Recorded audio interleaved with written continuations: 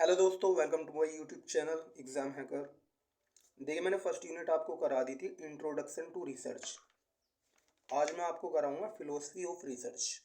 जो हमारा 4 को एग्ज़ाम है ना, 4 अप्रैल को, उसकी यूनिट 2 कराऊंगा आज मैं। ठीक है, तो जितने भी आंसर रहेंगे ना इसमें, वो मार्क किए हुए हैं पेंसिल से और मैं बताता चलूँगा साथ के साथ। चलिए सीधा क्वेश्चन पर चलते हैं। संवेद बोध का परिणाम क्या है?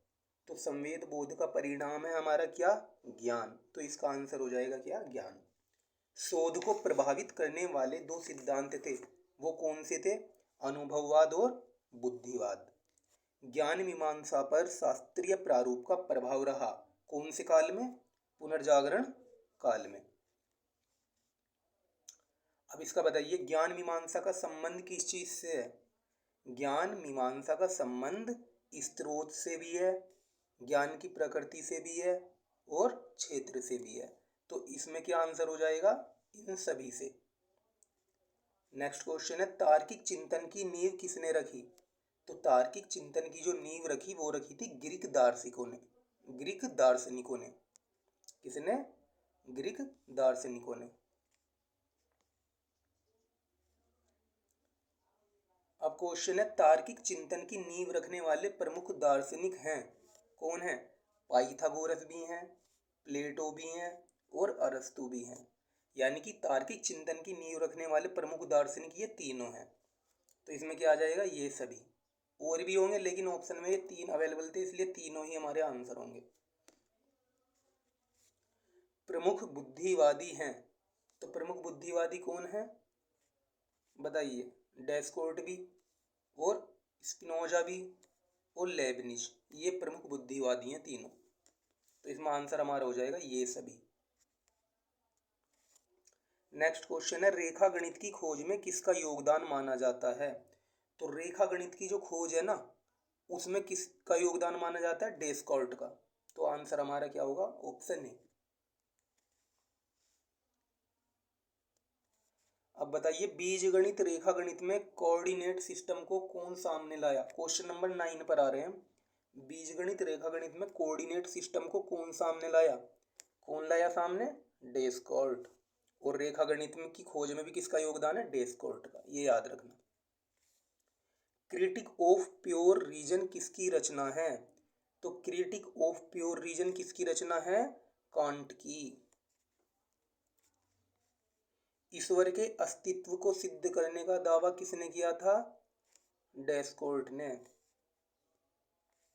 ईश्वर दयालु है, यह किसने कहा है? यह भी बात भी किसने कही है? डेस्कॉर्ट ने। द मेथड में सन 1637 में द मेथड में सन 1637 में ईश्वर पर किसका लेख प्रकाशित हुआ था? तो इसका हमारा करेक्ट आंसर है डेस्कार्ट का। भाई डेस्कार्ट का लेख प्रकाशित हुआ था। ठीक है, अब नेक्स्ट क्वेश्चन हमारा, अनुभववाद के उदित होने का कारण क्या है? तो अनुभववाद के उदित होने का जो कारण है वो ब्रिटेन का गृह युद्ध भी है, संपूर्ण मानवता में समानता की बढ़ती मांग भी है और विज्ञान और वाणिज्य में वृद्धि भी है। तो यानी कि ये सभी उपयुक्त सभी। अब इसका बताइए, क्वेश्चन नंबर 15 का, डैश डैश डैश दार्शनिकों ने तार्किक चिंतन की नींव रखी। यानी कौन से दार्शनिकों ने तार्किक चिंतन की नींव रखी? ग्रीक दार्शनिकों ने। मेरे मुंह से दार्शनिक निकलता है तो ग्रीक दार्शनिकों ने तार्किक चिंतन की नींव रखी। अब हमारा नेक्स्ट क्वेश्चन, ज्ञान प्राप्त होता है किस चीज से? बताओ, पुस्तकों से, अनुभव से, ईश्वर से या फिर इन सभी से? तो ज्ञान हमेशा जो प्राप्त होगा वो सबसे पहले हमें अनुभव से प्राप्त होगा। ठीक है, आनुभाविक शब्द की उत्पत्ति किस यूनानी शब्द से हुई? क्वेश्चन नंबर 17 पर है। आनुभाविक शब्द की उत्पत्ति किस यूनानी शब्द से हुई? एम्पीरिया से। क्वेश्चन नंबर 18 पर आए हैं, सर्वाधिक प्रतिष्ठित ब्रिटिश दर्शन शास्त्री कौन है? सर्वाधिक प्रतिष्ठित ब्रिटिश दर्शन शास्त्री कौन है? John Locke. यानी कि option A. An essay concerning human understanding किसकी रचना है? An essay concerning human understanding किसकी रचना है? एक बार दोबारा सुनना। An essay concerning human understanding किसकी रचना है? जॉन लॉक की। बच्चे का मस्तिष्क कोरे कागज के समान होता है। मोस्ट इंपोर्टेंट क्वेश्चन है, ध्यान रखना। बच्चे का मस्तिष्क कोरे कागज के समान होता है, यह मत किसने दिया है? यह दिया है जॉन लॉक ने। अनुभव का स्वरूप किस प्रकार का बताया गया है? तो अनुभव का जो स्वरूप है वो दोहरा बताया गया है, यानी दोहरे प्रकार का स्वरूप।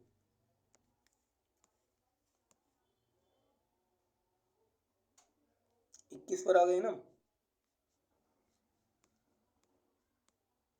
कोई बात नहीं, 21 के बाद देखते हैं।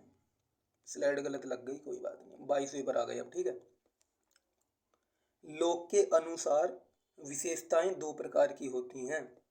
लोक के अनुसार विशेषताएं दो प्रकार की होती हैं, प्राथमिक और गौण। ऐसे ही प्राथमिक विशेषताएं किसके द्वारा उत्पन्न होती हैं? ज्ञानेंद्रियों के द्वारा। लोक के दर्शन की आलोचना किसने की थी? जॉर्ज बर्कले ने।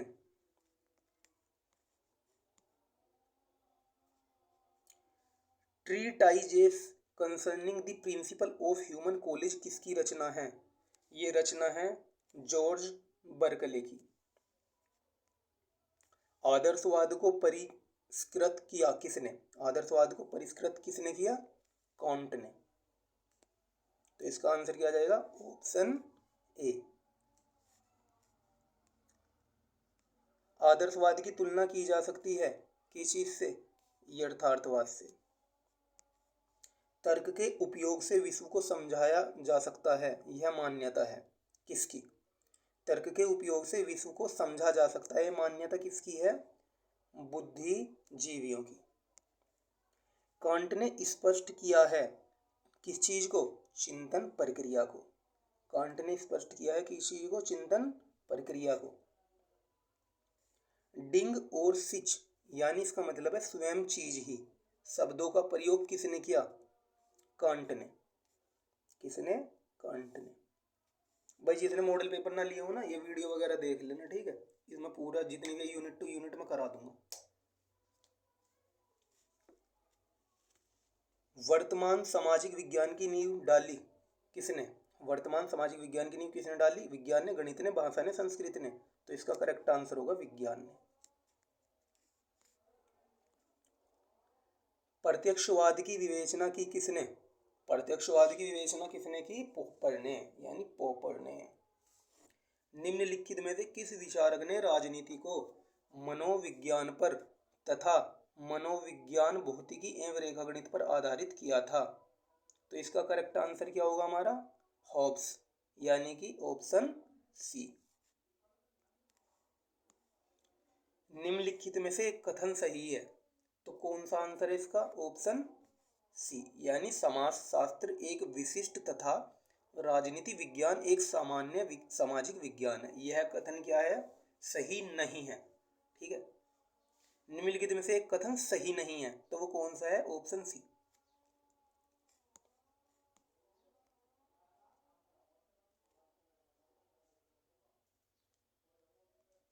तो ये 34 तक हो गए थे। अब चलने क्वेश्चन नंबर 35 से।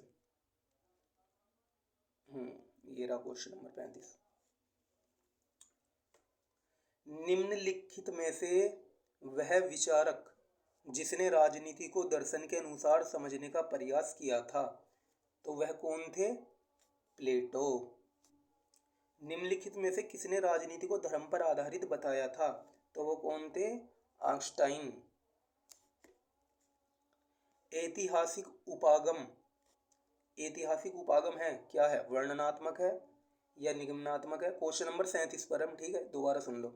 ऐतिहासिक उपागम क्या है? वर्णनात्मक या निगमनात्मक या विश्लेषणात्मक या प्रत्यक्षवादी? तो इसका जो हमारा करेक्ट ऑप्शन है वो है ऑप्शन ए, यानी ऐतिहासिक उपागम जो है वो वर्णनात्मक है। निम्नलिखित में से किसने इतिहासवाद शब्द को लौकिक बनाया है? तो इसका करेक्ट आंसर होगा किसने बनाया है? पोपर ने। पोपर ने इतिहासवाद शब्द को क्या बनाया है? लौकिक। अनुभववादी तथा व्यवहारवादी उपागम में क्या उपयुक्त नहीं है? तो इसका जो करेक्ट आंसर है हमारा वो है विशालकाय अध्ययन। भाई विशालकाय अध्ययन जो है वो अनुभववादी तथा व्यवहारवादी उपागम में उपयुक्त नहीं है।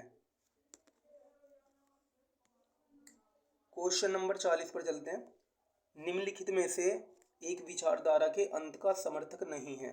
निम्नलिखित में से एक विचारधारा के अंत का समर्थक नहीं है। भाई कोई ना कोई इन चारों में से ऐसा है, क्वेश्चन नंबर 40 पर कोई ना कोई इनमें से ऐसा है जो कि एक विचारधारा के अंत का समर्थक नहीं है। तो वो कौन है?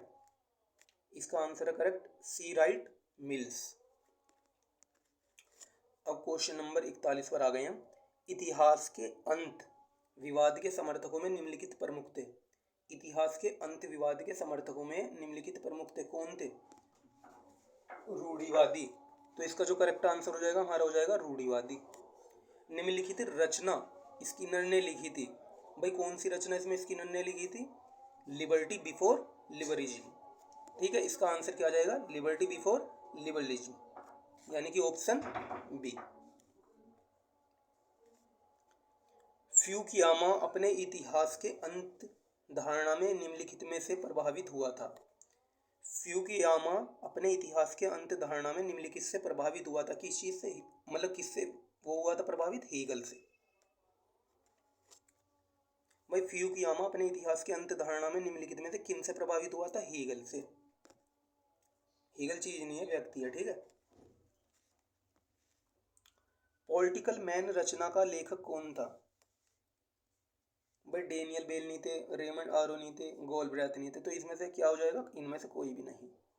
पॉलिटिकल मैन रचना का लेखक कौन था? इनमें से कोई भी नहीं। व्यवहारवादी राजनीति विज्ञान में वह प्रवृत्ति है जो राजनीति विज्ञान को प्राकृतिक विज्ञान में बदलने का प्रयास करती है। तो इसका ऑप्शन हो जाएगा ऑप्शन बी।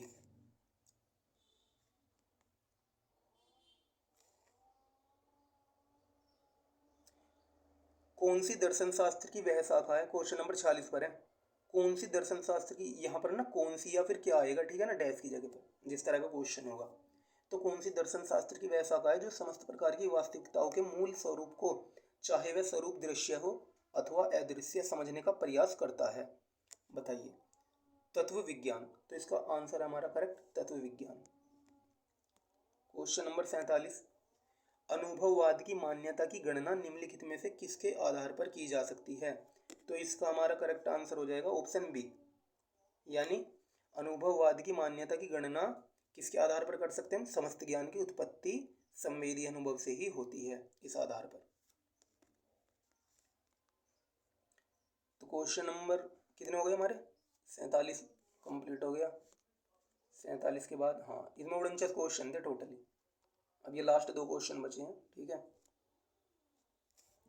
और थोड़ी हालत डाउन है, इसलिए मतलब इतना अच्छी वीडियो नहीं बनी। जो भी है फिर भी लाइक कर देना यदि समझ आ रही है तो। टोटल आंसर वगैरह तो तुम्हें दिख ही जाएंगे इसमें। ये नीचे सीट भी दी हुई है मैंने। पूरी वीडियो देखना, ठीक है। एक बार सुन लेना वीडियो को, याद हो जाएंगे, सुनने से याद हो जाएगा। बुद्धिवादियों की मान्यता है कि संसार अनियतवादी है, नियतवादी है, संदिग्ध है, या फिर ये सभी। तो इसका जो हमारा करेक्ट आंसर हो जाएगा वो हो जाएगा ये सभी। लास्ट क्वेश्चन है, निम्नलिखित में कौन प्रमुख बुद्धिवादी है? तो निम्नलिखित में से कौन प्रमुख बुद्धिवादी है? डेस्कोट, स्पिनोजा और लेबनिज, ये सभी। तो ठीक है, ये 49 क्वेश्चन थे इसमें टोटल यूनिट 2 में। तो वीडियो जैसी भी है आज जितनी भी अच्छी बनी है, खैर अच्छी मुझे लग नहीं रहा कि अच्छी बनी है वीडियो, जो भी बनी है वीडियो को लाइक कर देना, ठीक है। चैनल को सब्सक्राइब जरूर करना, क्योंकि अभी 0 सब्सक्राइबर्स हैं, क्योंकि नया चैनल है। धीरे धीरे वीडियो जाएगी, अभी रीच नहीं पहुंची आप तक जो इसकी वीडियो की रीच है। तो शेयर करना, ठीक है। चैनल को सब्सक्राइब जरूर करना, कुछ भी हो जाए, ठीक है। इसके साथ थैंक यू सो मच। फिर यूनिट 3 लाऊंगा मैं कल या फिर आज शाम को ही।